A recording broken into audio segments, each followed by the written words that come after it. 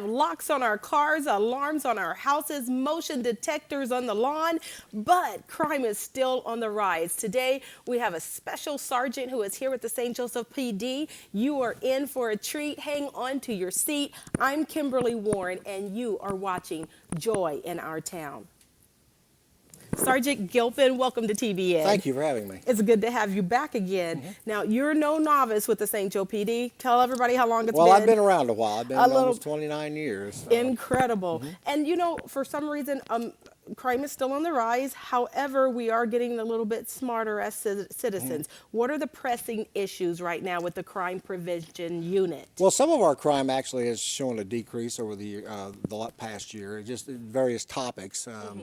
But I guess one of the main crimes that you see a lot of, and I think it's going to continue to grow, simply deals with the computers and the internet. Okay. More and more people are shopping online. They're not going to the local store and looking the people in the eye and buying stuff. They're clicking on a website and they're buying their stuff, which is then sent to them. Right. And and if the information is misused, people can be using your name and your credit card to send stuff to their home instead of yours. Right. So, Speaking of misusing information, there was a large chain. We won't mention any names because I'm sure everyone's been compromised at one time or the other. Right. There's a large chain where thousands of credit cards were, there was a breach of confidentiality, and someone else now, the credit cards and social security numbers and whatever is in the wrong hands. Exactly. So what can citizens do to prevent that? I know there are a lot of people, you said, to save time are saving information in their computer, so they just have to have one click and it's paid for.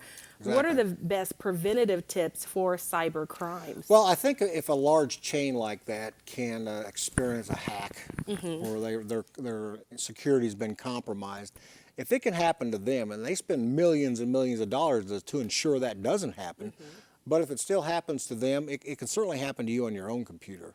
One of the funny things is I've heard people say, well, I'm just going to go back to paying cash. I would just forget the credit cards and this. Well, that's fine, but then that brings in a whole bunch of other problems that you're now walking around with a bunch of cash in your pocket on these busy shopping days. So that can pose more problems. But if they can hack these major retailers, they can certainly get into yours if you're not careful. So if you're going to be shopping online, I always tell people, stick with who you know. The big ones out there, and there's a number of them who have been around for a long time and who take extra precautions to protect your information.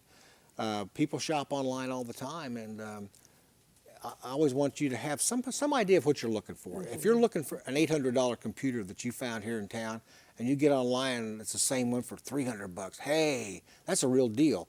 No, that's one of those too good to be true type of things. You might want to avoid that. So have some idea what you're doing. Talk to people who are a little bit more computer savvy than you are. It can help you out a little bit. Right. Now, you talked earlier before we begin on this show about women's purses and men's wallets. Sure. And what things should we carry and what things should we probably leave at home in case of theft? Well, I always tell people, carry what you're going to be using that day. Do not have your life in that purse, and know what's in there. If something does, in fact, if it comes up missing, you can give us some description on what's going on, and you'll know what credit cards you have that you need to stop right now. You mentioned the cell phone using the video part. Take everything out of your purse, take a quick video, you've got it, right there, you've got a permanent record. Right. But have some idea of what you're carrying, and don't carry everything with you. Okay, People that's a go good shopping tip. sometimes with 5, 6, 7 credit cards. Oh my goodness. Just in case one doesn't work. No. Yeah, just in case you've maxed out one, we'll try the next one.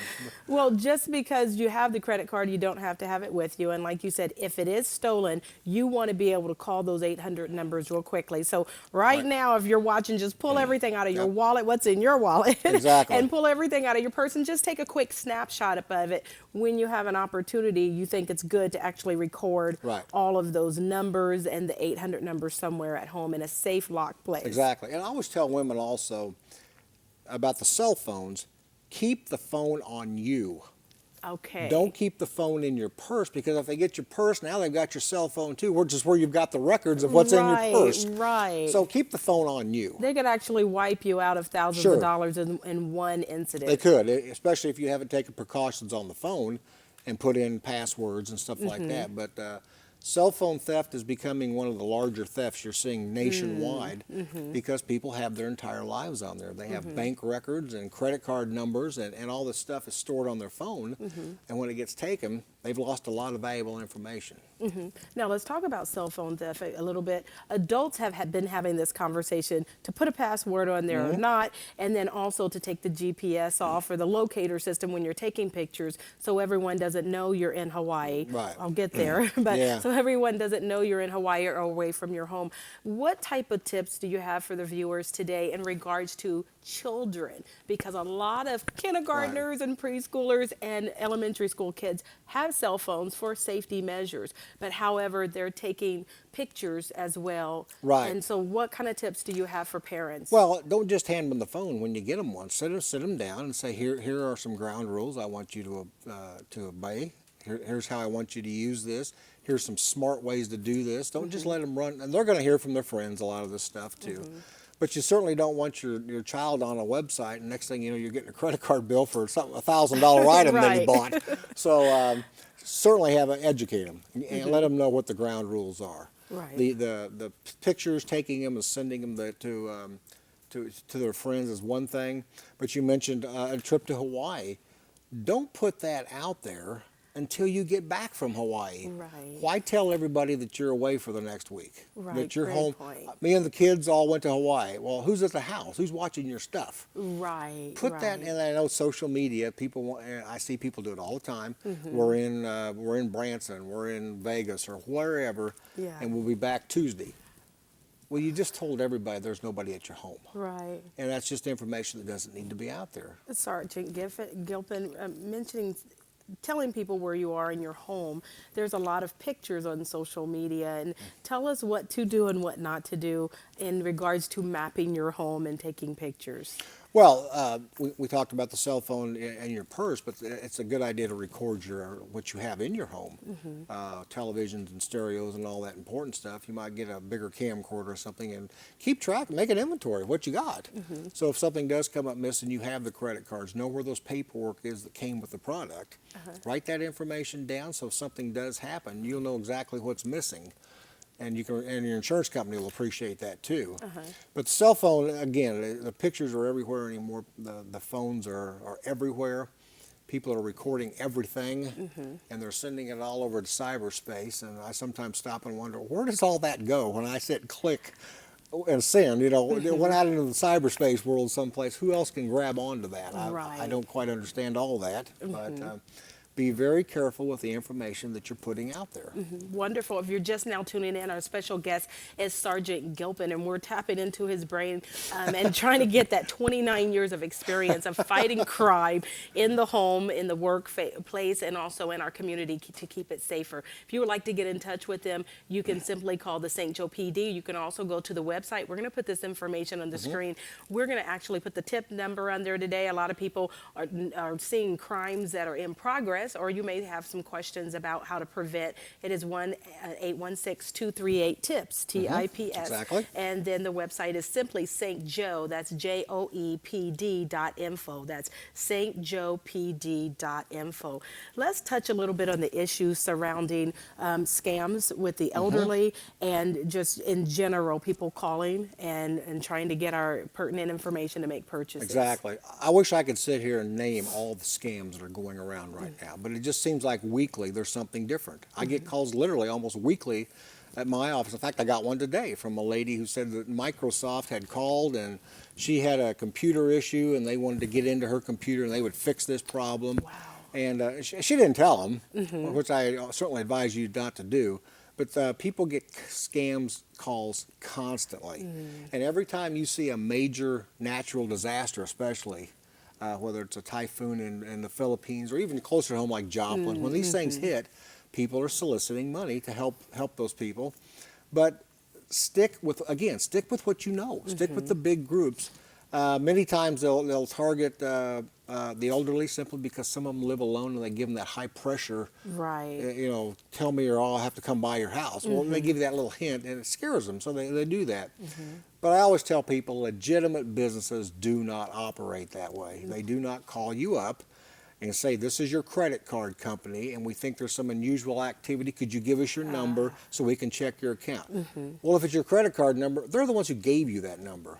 Why would they be asking you for the number? Simply hang up the phone. Right. They sometimes do it that way. They'll try to mask their activities by saying they represent Homeland Security or the FBI or the IRS, and they want to put that a little bit of fear into people. They don't operate that way. If the FBI or Homeland Security is looking into you, they won't do it through an internet message. They'll be knocking on your door. So just hang up the phone. These people are trying to get that information from you. And with internet stuff, you know, if they send out 5,000 of these and they only get hits on a few of them, they still make money because they can send them out in mass.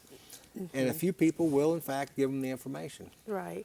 Can you tell us what the citizens can do? Because it's not just your job to keep everyone safe. They have a right and a responsibility too. So what can they do to be a part of Neighborhood Watch or to get one started in their area? Yeah, Neighborhood Watch is a great way to get to know your neighbors. I think many times today, in the summer, we sit inside in the air conditioning, and in the winter, we're inside in the heat, and we don't get to know the people who live around us quite like they did when I was a kid. We knew everybody up and down the street, and we knew who lived there. We knew, so when somebody new moved in, we knew they were new because we were familiar with the area. And that's what I'm trying to get some of these groups to do. Get to know who lives around you, so that when you do see something, that looks kind of strange. There's a blue car backed up to this driveway, but I know that guy works now. He's not supposed to be here. Something doesn't look right. Call us. Right. I don't want you going over there. You call us. We'll come out and check it out. Yeah. But stay familiar with your area and get to know what's going on and pay attention. Great tips. Great tips. Again, speaking of tips, the number is 238-TIPS if you would like to be a part of making sure your community is safe, or if you see a crime in progress and not sure what to do. Put the website on the screen. There's a lot of tips and strategies on what you can do to avoid being a victim of a crime if you simply go to stjoepd.info. That's stjoepd.info. Again, the number for crimes that are in progress, or if you want to be a part of crime prevention, you can call 238-TIPS-TIPS. Thank you. We hope that you'll come back again. I will come back, yes. Okay, good deal. We thank Sgt Gilpin for being here representing the St. Joseph Police Department. And we thank you for watching TBN Channel 16, Joy in Our Town. I'm Kimberly Warren. Have a wonderful week and be well and be safe. I'm Mark Owen and I'm the Platte County Sheriff. And today I'd like to give you a tip on not becoming a victim of crime. When you leave your valuables in the car and you don't remove them, you're making an opportune situation for a criminal to steal from your car. They'll break your window and cause damage, which will cost you untold hundreds of dollars. Please place them in your trunk or take them and place them securely in your home or residence. If you're a victim of crime or you observe a crime, please immediately call 911 and report the situation to your local law enforcement agency.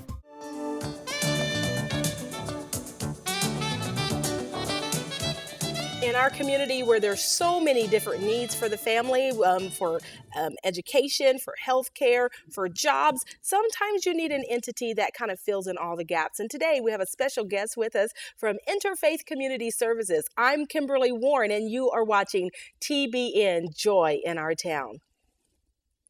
Dave Howery, welcome to the show. Thank you. It's good to be here. It is great to have you here. You're no novice at community services, right? Yes. How long have you been with Interserve, or some people may know as Interfaith Community Services? Yeah, usually our street name Interserve. I've been there 14 years. Wow, good deal. Yes. Now, what's the overall goal and mission for some that may be new to the Northwest area? Yeah, when you look at Interserve's mission, it's really about through the sharing of God's love, we seek out and assist those in need so that all can live their lives more fully and more capably. So if you look at, how do you help people live out their faith, and especially of how do I love my neighbor?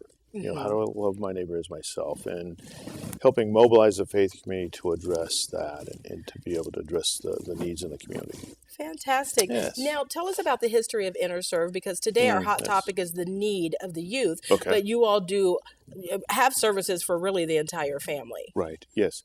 History-wise, Interserve was started by the Methodist Church in the early 1900s, and when you look at the chatter, if you will, on the onion skin paper about what the needs are in the South Side, for the immigrants, the children, the families who came to work at the stockyards, the meatpacking industry, and the railroads. It was to help address them. So it was a focus on youth, immigrant youth, and families in the South Side. Way back in our official start was 1909. Wow, Yes. how old now then is the organization? It's about 106 years old. I'm not going to do the Incredible. math Yeah, real right. quickly, but yeah. And then it was in the 60s and 70s, there were various social service agencies in town. There was the Presbyterian Community Action Project, there was Catholic Social Services, there was United Church of Christ, and the Wesley Center. And it was the deaconesses, Joyce Patterson, who really started this let's work together. And St. Joseph is continually is known for that collaboration. The faith community, the social service community, that still is alive and well today.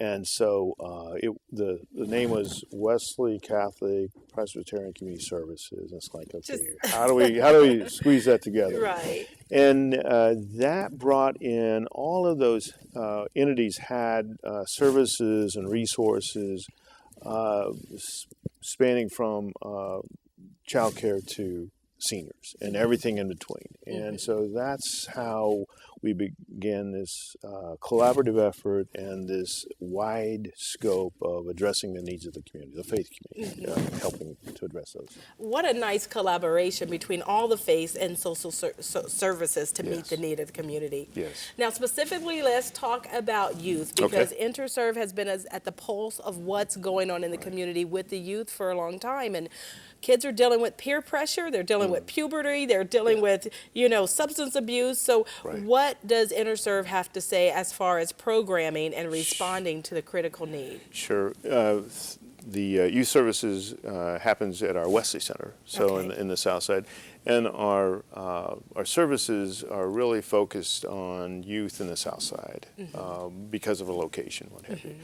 And there's three particular programs that we address. It's the after-school program, the latchkey program, so it's a safe, nurturing place where children can gather. And that's been happening for the longest time, since that, 100 years. It was a place for people to gather and families to gather. So that's still happening, and we continue to see that. And where what started out as kind of a recreation, here's a safe place, a fun place to be at and do that. Looking at what are the academic needs of children. When you look at literacy, helping with grades, helping to be successful in school, that it's important to stay in school, graduate from college, from high school, and then to start looking at, well, what about secondary education? What about the trade school or the university? And so that becomes an important. So we're starting to see that evolution changing, and from not just recreation, but also including that intentionally. And that will be in the next, over the next 5 years, you'll see us beginning to expand that to be open. So that's an important one, and it's a major one. The other piece of that, how do you help develop character, leadership, and good citizenship, and counter those things that go on in the community? And it's our weightlifting program. It could have been anything. It could have been swimming or volleyball or something, but we chose weightlifting in the 60s and in the 80s. And then to begin to look at that of how do we help youth. And here we have kids who've been a part of that weightlifting program who have traveled around the world, to participate in South America or Europe or so. Folks who've never been out of the South Side, out of St. Joseph. And so it's a great way to help shape them, their character, and that those traits and characteristics come back and support the community. That is fantastic. Now, people that are new to the community may not know about the West Barnetts and Dennis Sneathens of the world, and we're known in St. Joseph all over at the Olympics for weightlifting. So for the kids that are involved in that, how is it helping them avoid those risky behaviors? Sure. There's guidelines of if you want to participate, here's the kind of the grades you have to have, here's the kind of character you have to display at school, in the center, wherever you're at. And that, that pressure, that leverage, that support is really what helps them. So West Barnett, Pete Kelly came up through that program. We have some of the top weightlifters in the world in their weight class. Incredible. And they participate at the national and also at the international level as well. And will continue to be a part of that. And it's pretty interesting when we're talking with people about our youth program, and we mention the Olympics, and that our youth director, Dennis Sneathen, was the women's Olympic coach in Beijing, China. It's like, wow, you guys really, here's a little small place in the Midwest and St. Joseph and what have you. So we've had an impact on the community and, a lot of things. And then the third thing that actually helps to create a great place for the community is the Summer Jam, Summer Spike program. And that's been going on for probably, again, since the 1980s. And it's an outdoor now. It's a 7-week program that goes on every summer, and it's a great gathering spot. You'll see 2,000 kids who are participating throughout that week, and it's also a safe place, where the mall used to be seen as a gathering spot. Well, Summer Jam is that place for the community, for our youth to gather. And where is that held at? It's at Is it the new rec center area? Yes, yeah, that's right. Yeah, Yeah, I don't know if that was a specific name for the basketball course. Yeah, there is, and I should know it. And by Bodie Ice Arena yes. and St. Joseph Rec Center, Yes. in between there, Right. somewhere in Yeah, there. the Phil Weiss, Bodie yeah. Outdoor Sports Complex. Right, yes, Yeah. yes. Yes. Fantastic. If you're just now tuning in, we're talking about what InterServe has to say and about the youth and how they're benefiting our community. If you would like to contact them or you want your kid to be involved in any of these programs that are coming up, not just for summer, but year-round, we want you to give them a call directly. The main office is located at 200 Cherokee Street, but they have offices all over the community. Their number is 816-238-4511. That's 238-4511. And you could ask for Leah Parker, who is over volunteer services, if you would like to volunteer or mentor. They also have a wonderful website, faithfullyserving.org. That's www.faithfullyserving.org. Well, Dave, now InterServe's been here over 100 years. Yes. You've made a tremendous impact in the community, you could probably say across the whole entire city. Are you sitting back saying we've got this, or do you see new needs coming up with specifically the youth as the challenge, they face different challenges? Right, those are good questions. And here's kind of what we see, and you see the effects of poverty of when we talk about that extreme of rich and poor and that gap, and starting to see that. But also the impact on family. We talk about, well, what are the struggles and stresses on family, and that shows up a lot of single parents parents who are struggling to take care of things in the household, work, employment, and also the kids. And when they show up at the center, the parents may have more challenges than they can handle. How can we be a support to that? So you see a lot of struggles. The impact that we see, that we know about in the media, that we see on the radio, the songs, the video games, or so. A lot of attention to just behavior that is inappropriate, and we see ourselves countering that more and more. What are those things we need to do to make sure that here's the type of expectation we have, here's our values and beliefs, and your words and actions have to follow that, and to participate, in the program, to show up. And so not just in your grades and academic things, but also your character and what you're saying and doing. Does that match up? And that's become more challenging. More focus on that. And so that's been one. And then I think that when kids are having difficulty in school, we've included now a worker who helps with academics of what are those homework assignments, or what are those things that we need to help to make sure that you're getting the grade or staying in school, that you're following rules at school as well, and developing that relationship in that part. And that's the piece that we need to continue to expand on. Right. And because of that. So there's a lot of influences that we didn't have. When you look at the songs we may have listened to that may have been somewhat questionable, are not like our kids and grandkids are hearing now, or the things that you see in the video games, or things that we didn't even have at that time. It's in the home right now, Yeah. and the cell phone and all of that. Yes, Yeah. and so that makes it more difficult for not only just us as a programming and supporting youth, but for their families as well. Here's what I want for my child, and how do I begin to continue to pay attention to that, to shape it, and who's my partner? Who can help me with that? And I think that's what the Wesley Center and InterServe has been about for all those years.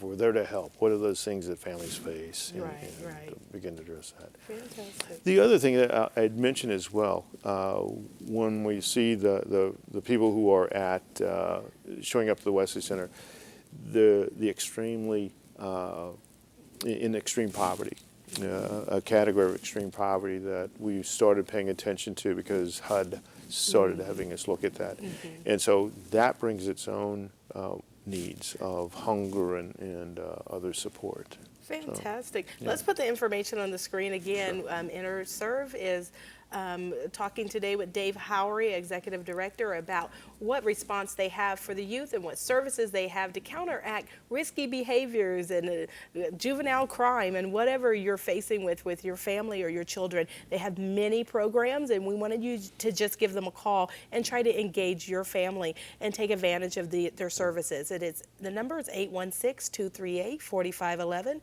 238-4511. You can also go directly to their website, faithfullyserving.org. That's www.faithfullyserving.org. You can also ask specifically for Leah Parker, who is the Volunteer Service Coordinator, and she will assist you in directing you to the appropriate staff if you would like to volunteer. So Dave Howery, we appreciate the work that you all are doing, and your team is fantastic, and we appreciate everything you've done for the last 100 years. Right. Again, I'm Kimberly Warren, and we want to thank you for watching TBN St. Joseph, Kansas City, Joy in Our Town. This program has been sponsored by the Trinity Broadcasting Network and made possible by your telephone dollars. Your continual support can keep Joy in Our Town brought to your home every day. So write Joy in Our Town, P.O. Box A, Santa Ana, California, 92711.